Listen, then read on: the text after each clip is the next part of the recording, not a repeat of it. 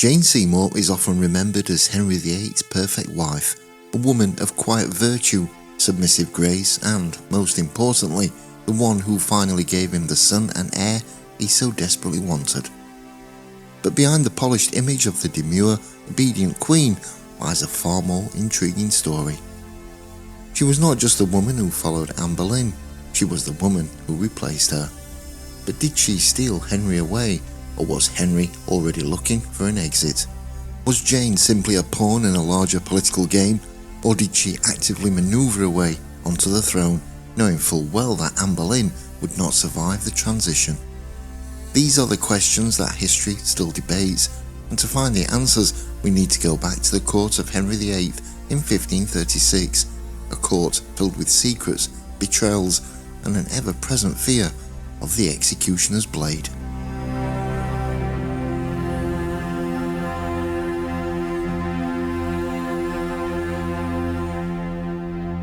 Born around 1508, Jane Seymour came from a respectable but not particularly powerful noble family. The Seymours were loyal to the king but not major players in court politics, well yet. Unlike Anne Boleyn, who had been educated in the sophisticated French court and trained in the arts of music, literature and conversation, Jane had a far more traditional English upbringing. She was not known for her wit or intelligence, but she was skilled in areas that Henry valued in a wife: needlework and household management, the virtues of a proper noblewoman, deep religious devotion, a supporter of Catholic traditions in contrast to Anne's Protestant leanings, and obedience and modesty, traits that sharply contrasted with Anne's fiery, outspoken nature. She was in many ways the anti-Anne. But while Jane may have seemed mild and unassuming, she was not naive. She had served as a lady-in-waiting to both Catherine of Aragon and Anne Boleyn, giving her a front-row seat to the dangerous game of Henry's affections. She had seen how Anne had captivated the king by refusing to be his mistress, making him work for her love. And when Jane found herself in Henry's sights, she followed the same strategy, only this time with a crucial difference. Anne had fought for years to marry Henry, tearing England apart in the process. As for Jane, she lets Henry do all the work while she plays the role of the innocent, virtuous woman.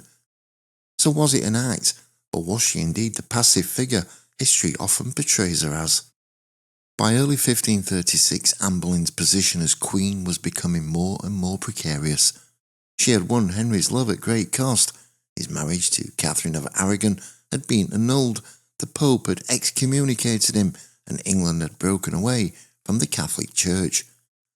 But Anne's triumph came with an expiration date. She had given birth to one child, Elizabeth, but had failed to produce a male heir, and worse, she had suffered multiple miscarriages, and Henry was growing increasingly frustrated. Then, in January 1536, a turning point came. Catherine of Aragon died on January the 7th. It should have been good news for Anne. Her greatest rival was gone. However, instead of strengthening Anne's position, it had the opposite effect. With Catherine dead, Henry was no longer bound by his past marriage. If he really wanted a new wife, he could now take one without the risk of scandal. On January the 29th, Anne suffered a devastating miscarriage, and this wasn't just any miscarriage, it was a boy, a potential heir. The loss sealed Anne's fate. Henry reportedly told her, "I will have no more boys by you," and at that moment Anne's days as queen were numbered, and waiting quietly in the background was Jane Seymour. Henry wrote his only known love letter to Jane, and as the only surviving letter of Henry to Jane, it is worth quoting in full. My dear friend and mistress, the bearer of these few lines from thy entirely devoted servant will deliver into thy fair hands a token of my true affection for thee, hoping you will keep it forever in your sincere love for me, advertising you that there is a ballad made lately of great derision against me, which if you go abroad much and is seen by you, I pray you pay no manner of regard to it. I am not at present informed who is the setter forth of this malignant writing, but if he is found, he shall be straitly punished for it. For the things ye lacked, I have minded my lord to supply them to you as soon as he can buy them. Thus, hoping shortly to receive you in these arms, I end for the present your own loving servant and sovereign H.R. By 1536, Henry's days of writing passionate, yearning love letters were long over. His courtship of Anne in the 1520s had been a battle, a relentless pursuit where he had to win her over through words, promises, and sheer determination. His letters to Anne from that time, filled with longing, frustration, and declarations of undying love, showed a man utterly infatuated. But Jane Seymour was no Anne Boleyn. Their relationship was not built on fiery passion or intellectual sparring. By the time Henry wrote to Jane, he was no longer the lovesick king chasing an elusive mistress. He was a man disillusioned by marriage, weary of conflict, and looking for a woman who offered him something Anne never had: quiet obedience. The contrast in Henry's letters is striking. Gone were the elaborate declarations and poetic flourishes. In their place was something more measured, even transactional. He did not need to woo Jane as he had Anne. His favour alone was enough to secure her loyalty. More importantly, by 1536, Henry was growing colder, more ruthless. The man who had once signed his letter with H seeks AB now saw his former great love as an obstacle to be removed.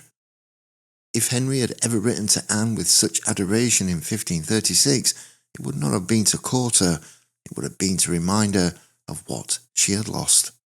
Was Jane actively trying to take Anne's place, or was Henry the one pursuing her? The truth is, it was probably both. By February 1536, Henry was already sending Jane expensive gifts. Eustace Chapuis, the Spanish ambassador, reported that Jane had caught the king's eye and that their relationship was growing. But Jane made a very strategic move. When Henry sent her a purse of gold, she refused to accept it.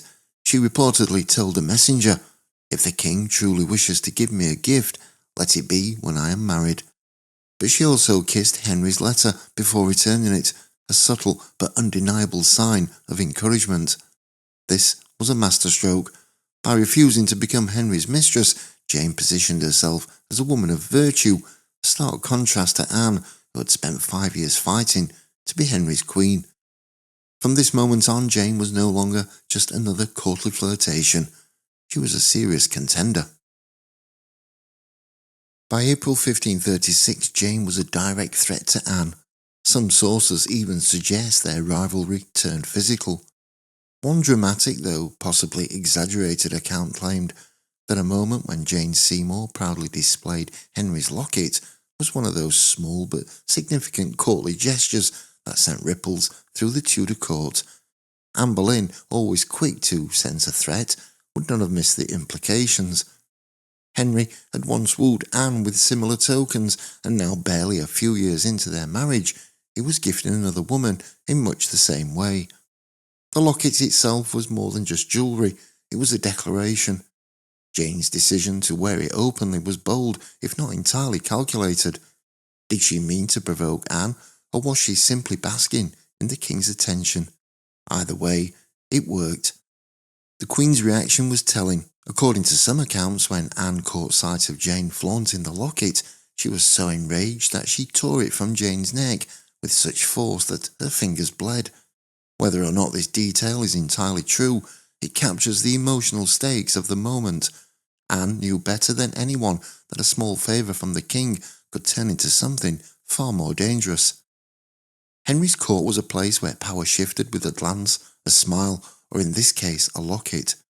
What seemed like a simple gift was in reality an omen. Anne had once been in Jane's position, and now she was the queen, watching another woman rise, and this time the stakes were deadly.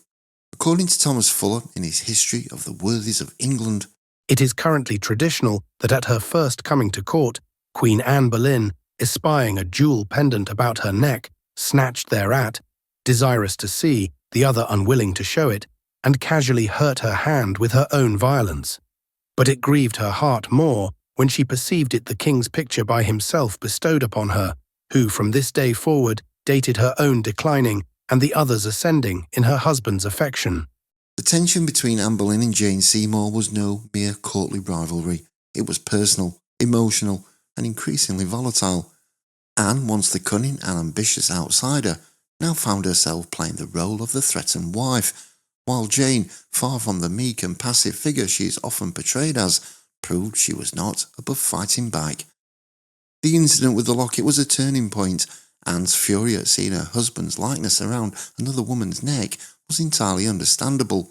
After all, she had once been in Jane's position, flaunting Henry's affections in Catherine of Aragon's court. But if Anne expected Jane to cower under her wrath, she miscalculated. Jane, emboldened both by Henry's favour and her own sense of righteousness as a supporter of Catherine, refused to back down. The idea that there was scratching and byblows between them as recorded in the life of Jane Dormer adds a raw human element to their rivalry.